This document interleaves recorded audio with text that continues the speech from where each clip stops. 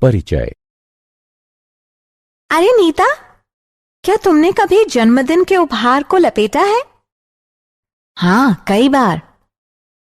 इसका अर्थ है कि तुमने बहुफलक के पृष्ठीय क्षेत्रफल को कागज से ढका है। और क्या तुमने स्वयं कभी गिलास से दूध उड़ेला है? हाँ। इसका अर्थ है कि तुमने गिलास के आयतन को द्रव से भरा है। तुम जो कह रही हो वो मैं समझ नहीं पा रही हूं। ये पृष्ठीय क्षेत्रफल और आयतन क्या होते हैं? पृष्ठीय क्षेत्रफल ठीक वही होता है जैसा कि सुनने में लग रहा है, किसी त्रिआयामी वस्तु के सभी बाह्य पृष्ठों का क्षेत्रफल। और आयतन किसी त्रिआयामी वस्तु के भीतर के स्थान को कहते हैं। आओ, इस विषय में मैं तुम्हें विस्तार से बताती हूं। इस पाठ में तुम इन दोनों परिकल्पनाओं के संबंध में और अधिक जानोगे। साथ ही ये भी जानोगे कि ठोसों के संयोजन के पृष्ठीय क्षेत्रफल और आयतन की गणना कैसे करते हैं।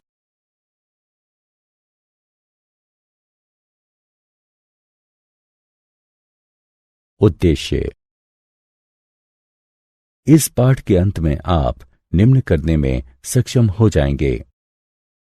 किन्हीं दो आधारभूत ठोसों जैसे घनाभ, शंकु, बेलन, गोला व अर्धगोला के संयोजन से बनी वस्तु का पृष्ठीय क्षेत्रफल निकालना।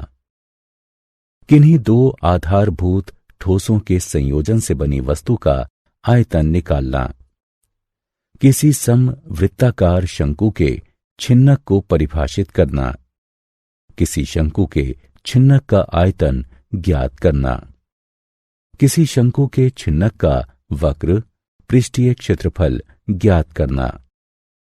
किसी शंकु के छिन्नक का कुल पृष्ठीय क्षेत्रफल ज्ञात करना।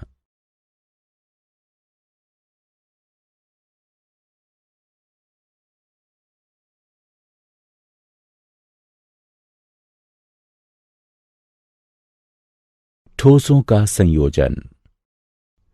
छात्रों, इन ठोसों को देखिए।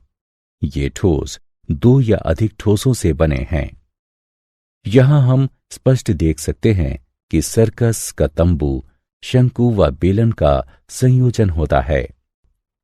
लट्टू अर्धगोले व शंकु का संयोजन होता है और परखनली अर्धगोले व बेलन का संयोजन होती है।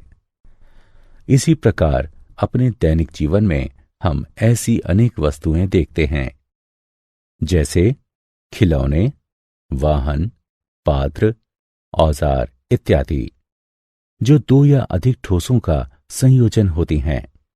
आइए उनके पृष्ठीय क्षेत्रफल एवं आयतन ज्ञात करना सीखते हैं।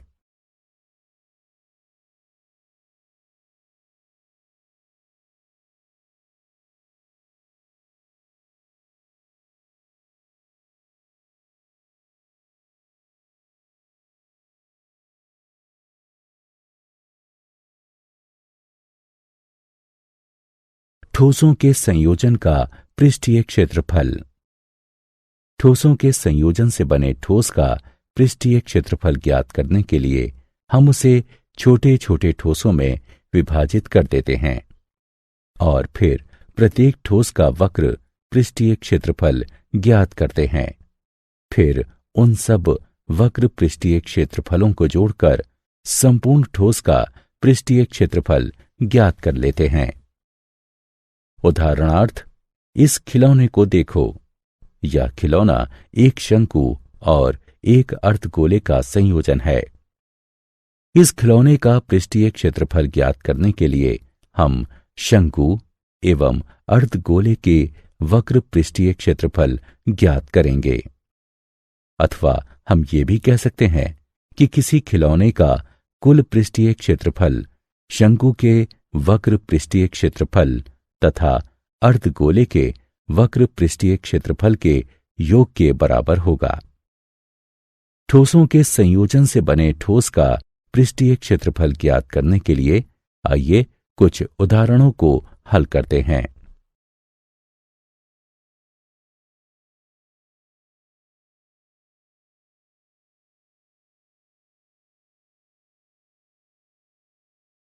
उदाहरण, एक ठोस खिलौना एक समवृत्ताकार शंकु द्वारा आच्छादित अर्धगोले के रूप में है। यदि शंकु की ऊंचाई 4 सेंटीमीटर एवं आधार का व्यास 6 सेंटीमीटर है तो खिलौने का पृष्ठीय क्षेत्रफल ज्ञात कीजिए। आइए इसे हल करते हैं। हमें शंकु की ऊंचाई दी गई है जो कि 4 सेंटीमीटर है और आधार का व्यास 6 सेंटीमीटर है। चूंकि आधार का व्यास 6 सेंटीमीटर है अतः शंकु की त्रिज्या r आधार के व्यास की आधी अर्थात 3 सेंटीमीटर होगी। अर्धगोले की त्रिज्या भी 3 सेंटीमीटर है।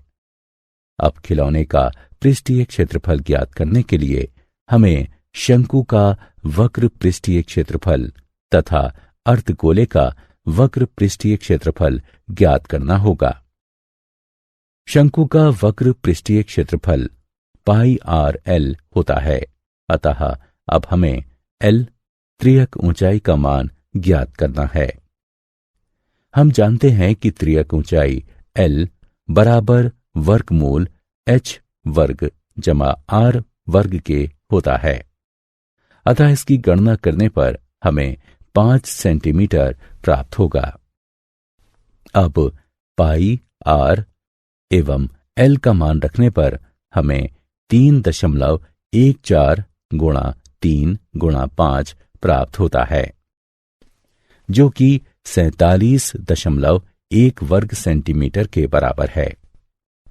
आइए अब अर्धगोले का वक्र पृष्ठीय क्षेत्रफल ज्ञात करते हैं जो कि 2 पाई आर का वर्ग। अतः हमें प्राप्त होता है 2 गुणा 3.14 गुणा 3 गुणा 3 बराबर 56.52 वर्ग सेंटीमीटर। अतः खिलौने का कुल पृष्ठीय क्षेत्रफल बराबर शंकु का वक्र पृष्ठीय क्षेत्रफल जमा अर्धगोले का वक्र पृष्ठीय क्षेत्रफल बराबर 47.1 जमा 56.52 बराबर 103.62 वर्ग सेंटीमीटर।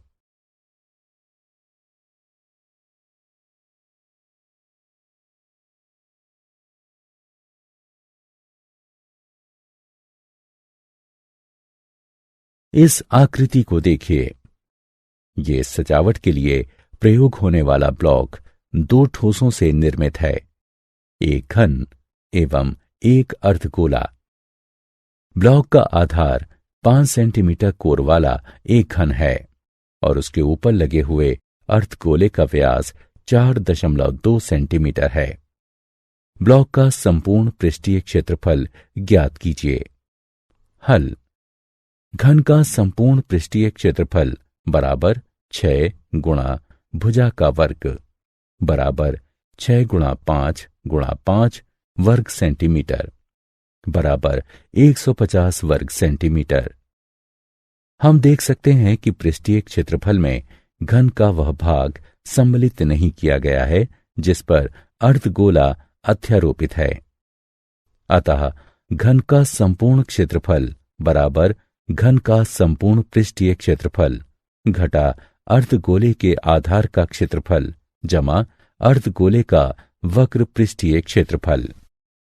सभी के मानों को रखकर और उनकी गणना करने पर हमें 163.86 वर्ग सेंटीमीटर प्राप्त होता है।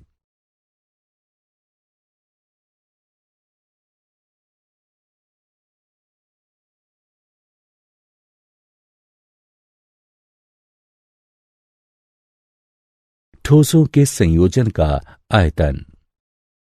जब हम ठोसों के संयोजन पर दृष्टिपात करते हैं तो क्षमता ज्ञात करने की समस्या उत्पन्न होती है। ऐसे किसी ठोस का आयतन ज्ञात करने के लिए हम उसे छोटे छोटे ठोसों में तोड़ लेते हैं और फिर प्रत्येक ठोस का आयतन ज्ञात करते हैं। फिर प्राप्त आयतनों का योग करके संपूर्ण ठोस का आयतन ज्ञात कर लेते हैं। इस आइसक्रीम कोन को देखिए। यह एक शंकु एवं एक अर्धगोले का संयोजन है। इसका आयतन ज्ञात करने के लिए हम शंकु एवं अर्धगोले के आयतन ज्ञात करेंगे और फिर उन आयतनों का योग कर देंगे। या फिर हम इसको ऐसे भी लिख सकते हैं कि किसी आइसक्रीम कोन का आयतन शंकु व अर्धगोले के आयतनों के योग के बराबर होता है। इस संबंध में और अधिक समझने के लिए आइए एक उदाहरण हल करते हैं। उदाहरण, एक लौह स्तंभ लंब वृत्ताकार बेलन व लंब वृत्ताकार शंकु का संयोजन है। बेलन व शंकु दोनों ही के आधार की त्रिज्या 8 सेंटीमीटर है। बेलनाकार भाग 240 सेंटीमीटर ऊंचा है तथा शंक्वाकार भाग 36 सेंटीमीटर ऊंचा है। स्तंभ का भार ज्ञात कीजिए। यदि 1 घन सेंटीमीटर लोहे का भार 3.9 ग्राम हो। हल, मान लीजिए R बराबर बेलन की त्रिज्या, शंकु की त्रिज्या, H बराबर बेलन की ऊंचाई, H1 बराबर शंकु की ऊंचाई। हम जानते हैं कि स्तंभ का संपूर्ण आयतन बेलन व शंकु के आयतनों के योग के बराबर होता है। अतः संपूर्ण आयतन बराबर पाई आर का वर्ग H जमा 1/3 पाई आर का वर्ग H1 बराबर पाई आर का वर्ग गुणा H जमा 1/3 H1। इसे हल करने से हमें संपूर्ण आयतन प्राप्त हो जाता है जो कि 50,688 घन सेंटीमीटर है। अब स्तंभ का कुल भार बराबर ठोस का आयतन गुणे भार प्रति घन सेंटीमीटर। यह है 1,97683.2 ग्राम अथवा 197.6832 किलोग्राम होगा। किसी ठोस का एक आकार से दूसरे आकार में रूपांतरण। जब हम तरबूज को फांकों में काटते हैं तब हम किसी ठोस आकार को अन्य ठोस आकारों में रूपांतरित कर रहे होते हैं। फांकों के माप एवं आकार से हटकर एक तथ्य है जो कि सारी प्रक्रिया को भलीभांति व्यक्त करता है। सभी फांकों का संयुक्त आयतन वास्तविक तरबूज के आयतन के ठीक बराबर होता है। जब हम किसी दिए गए आकार के ठोस को किसी अन्य आकार में रूपांतरित करते हैं, पृष्ठीय क्षेत्रफल साधारणतया परिवर्तित हो जाता है, यद्यपि आयतन वही बना रहता है। इसी प्रकार ब्रेड को फांकों में काटे जाने के मामले में हम किसी ठोस आकार को किसी अन्य ठोस आकार में रूपांतरित करते हैं। सभी फांकों का कुल आयतन वास्तविक वस्तु के आयतन के ठीक बराबर होता है।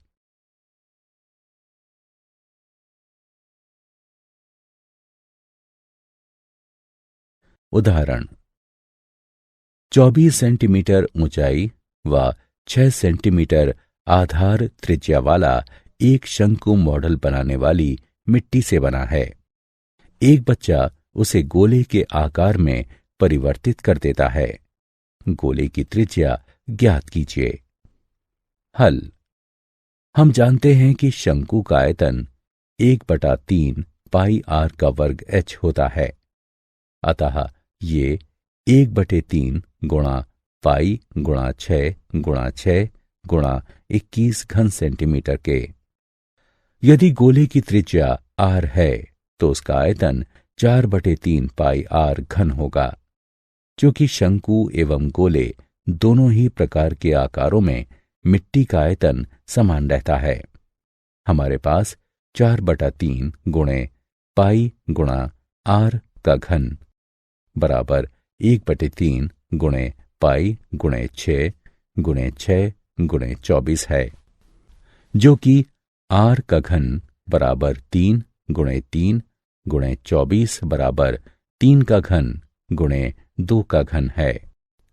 अतः r बराबर 3 गुणा 2 बराबर 6। अतः गोले की त्रिज्या 6 सेंटीमीटर होगी।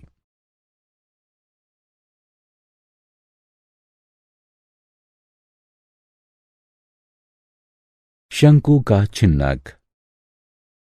यदि एक लंब वृत्तीय शंकु उसके आधार के समांतर एक तल द्वारा काटा जाता है तो काटे जाने वाले तल एवं शंकु के आधार के मध्य का भाग शंकु का छिन्नक कहलाता है।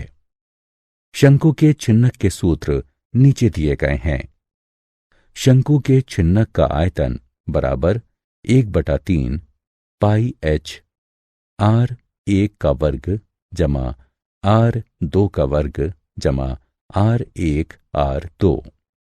शंकु के छिन्नक का वक्र पृष्ठीय क्षेत्रफल बराबर है पाई l गुणा r1 जमा r2 के, जहां l बराबर है वर्गमूल h वर्ग जमा r1 घटा r2 के वर्ग के।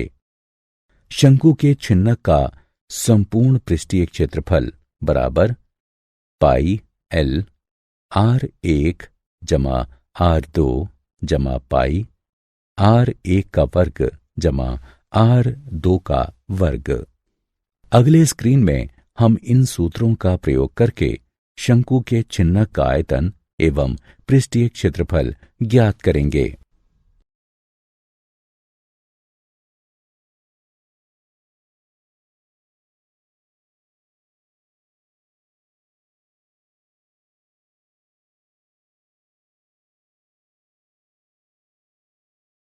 उदाहरण, सामान ले जाने वाली एक बाल्टी लंब वृत्तीय शंकु के छिन्नक के आकार की है, जैसा कि चित्र में दिखाया गया है। बाल्टी का आयतन व संपूर्ण पृष्ठीय क्षेत्रफल ज्ञात कीजिए। हल। हम जानते हैं कि त्रियक ऊंचाई l बराबर वर्गमूल h का वर्ग जमा r का वर्ग। अतः हल करने पर हमें त्रियक ऊंचाई 17 सेंटीमीटर प्राप्त होगी। साथ ही किनारे का पृष्ठीय क्षेत्रफल ये होगा। मान रखने पर हमें किनारे का पृष्ठीय क्षेत्रफल 670 वर्ग सेंटीमीटर प्राप्त होता है। अतः आधार का क्षेत्रफल ये होगा। ये 177 व 79 के योग के बराबर है। अतः संपूर्ण पृष्ठीय क्षेत्रफल ये होगा। इससे हमें 926 वर्ग सेंटीमीटर प्राप्त होता है।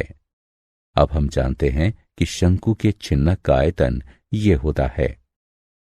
मान रखकर हल करने पर हमें 2114 घन सेंटीमीटर आयतन प्राप्त होता है।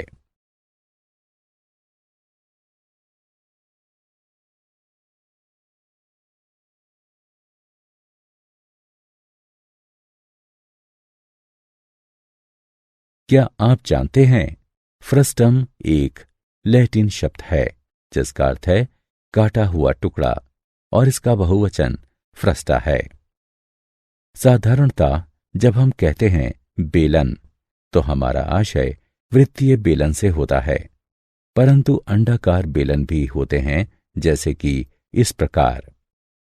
इसके अतिरिक्त अपरिचित बेलन भी हो सकते हैं।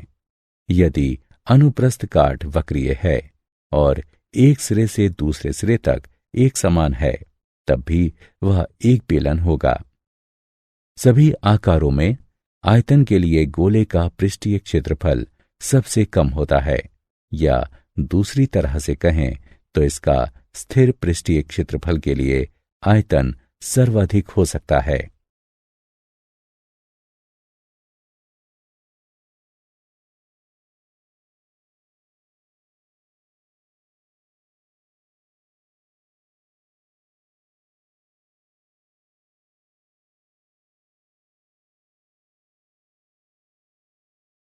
सारांश।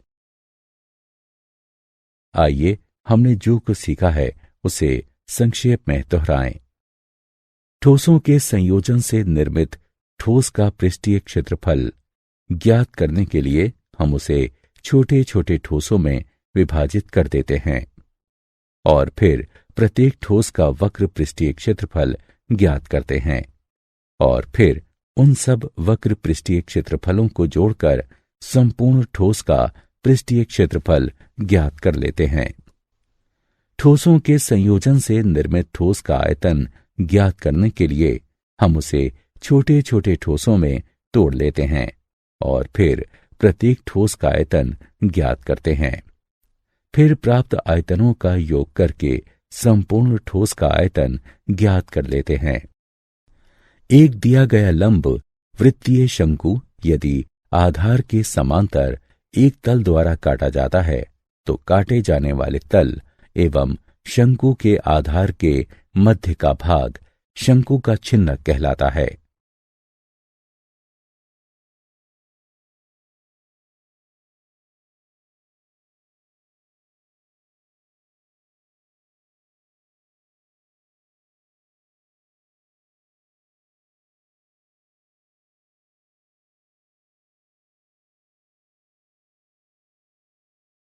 शंकु के छिन्नक से संबंधित सूत्र इस प्रकार हैं। शंकु के छिन्नक का आयतन ये है। शंकु के छिन्नक का वक्र पृष्ठीय क्षेत्रफल ये है। शंकु के छिन्नक का संपूर्ण पृष्ठीय क्षेत्रफल ये है। जहां h बराबर छिन्नक की लंबवत ऊंचाई, l बराबर छिन्नक की त्रियक ऊंचाई तथा r1 व r2 छिन्नक के दोनों आधारों यानी सिरों की त्रिज्याएं हैं।